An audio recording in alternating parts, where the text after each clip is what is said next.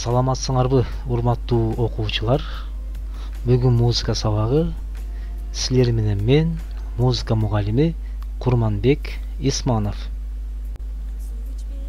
Бүгүнкү сабактын темасы Көөнүн башы камбаркан, комуздун жаралыш тарыхы. Музыкалык сабат обон.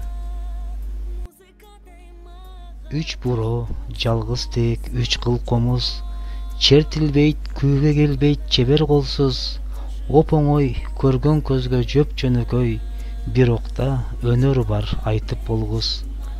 Кылымдан кылым санап көксөй, жыргалдуу биздин ушул күндү көздөй. Бул комуз көп сууларды кечип келген, эли да комузундай жөп жөнөкөй. Мына балдар, жогорудагы ырсаптар айтып тургандай, биздин бүгүнкү сабагыбыз комуз жөнүндө. Анда эмесе, мен силерге комуз жөнүндө кыскача маалымат берип өтөйүн. Комуз Кыргыз элинин улуттук музыкалык аспабы. Комуз өрүк, алмурут, карагай, арча, жапантал жана жапайы жыгачтардан чабылат. Жалбырактары күбүлгөн жана мөмөсү бышкан кезде кыйылган жыгач сомдолуп, сууга кайнатылып, анан ышталган. Комуз бек жана добуштуу болот. Комуздун жалпы узундугу 75 сантиметрге чамалуу. Комуздун турпаты баш, моюн, тулку, чара, капкак, куткун, тепке, үч кулак жана үч кылдан турат. Эки четки кылы унисондо, ортоңкусу четкиге карай квинтага же квартага күүлөнөт. Комуздун кулагы өрүктөн, арчадан же мүйүздөн, ал эми кылы көбүнчө эки тиштүү кыргыз койлорунун ичегисинен жасалат.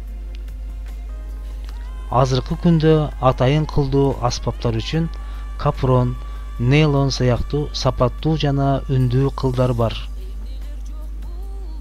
Ошон үчүн комузга ылайык жуондукта кыл кылгандар да бар.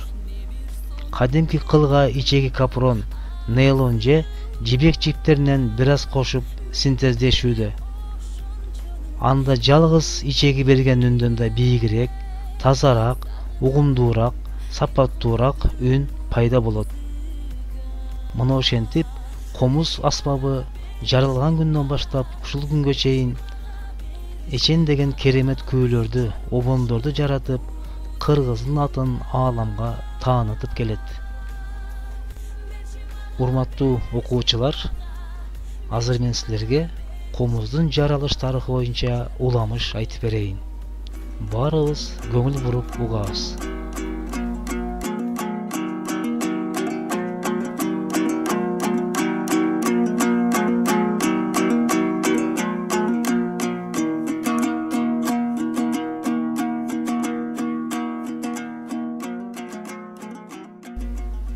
Илгери бир өткөн заманда тынч яткан Кыргыз элине сырттан душман бастырып кирет. Ошондо Кыргыздын ханы Карахан элин жыйнап, аскерлерин чогултуп, душманга каршы күрөшкө жиберет. Күрөшкө жиберип жатып, Карахан аскерлерине минтип айтат: "Менин жалгыз уулум бар. Жалгыз уулумду силерге аскер башчы кылып кошуп берип жатам. Эгерде согушта менин жалгыз уулум каза болуп калса, уулумдун каза болуп калганын ким мага айтып келсе, мен ошол айтып келген адамды кулагына, көзүнө, оозуна коргошунду ээлетип куямын" дейт. Ошентип кыргыз аскерлери душманга каршы жөнөп кетишет. Аябагандай айгышкан күрөш болот. Эки тарап тең чоң жоготууга учурайт. Акыр аягында кыргыздар жеңишке жетет. Бирок Карахандын жалгыз уулу бул согушта каза болуп калат. Кыргыз аскерлери бир жактан жеңишке сүйүнсө, бир жактан Карахандын уулунун каза болгонуна иштери ачышып, бул кабарды Карахан кантип угузууну билбей баштары катат.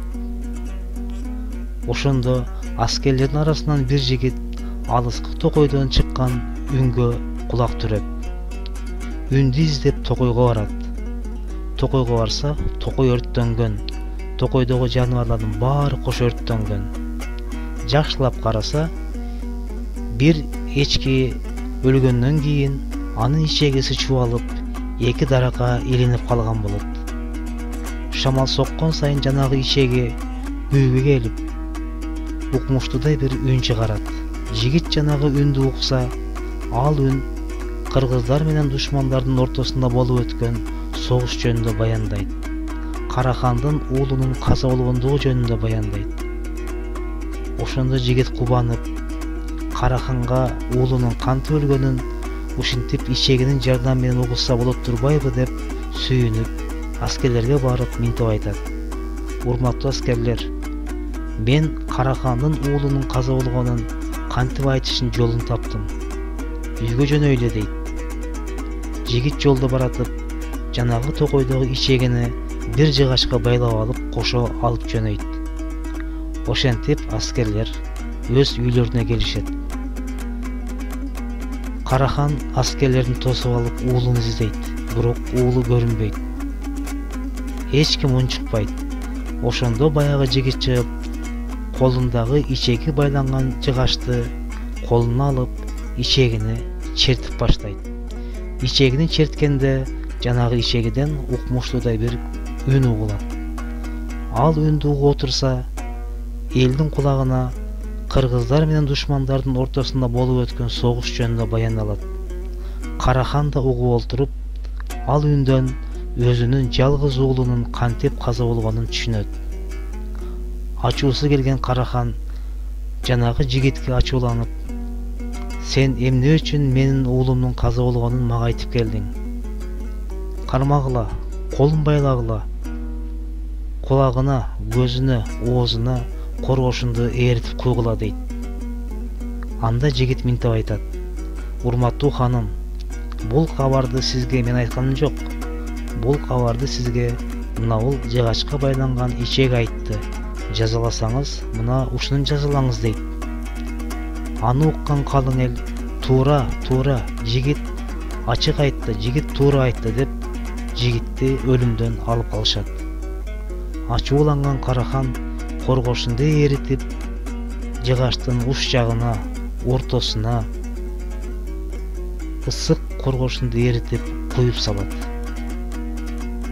Мына ошондон ушул күнгө чейин кыргыздар ошол ичеги менен жыгачты ардактап, бизди өлүмдөн алып калды деп ага комуз деген ат коюп, ушул күнгө чейин бизде комуз катары музыкалык аспап болуп калып калды.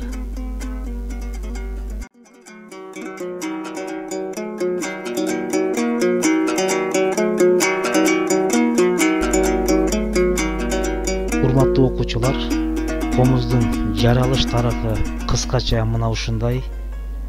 Өзүңөр да ар түрдүү маалымат булактарынан комуздун жаралыш тарыхын издеп таап окуп көрсөңөр болот.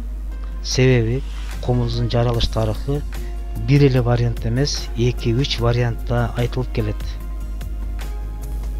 Урматтуу окуучулар, анда эмесе бүгүнкү сабакты жыйынтыктайбыз. Бүгүн биз силер менен комуз жөнүндө, комуздун жаралыш тарыхы жөнүндө сабак өттүк. Сабакты бышыктоо үчүн ар бирибиз маалымат булактарынан, интернеттен комуз жөнүндө кошумча маалыматтарды окуп келебиз.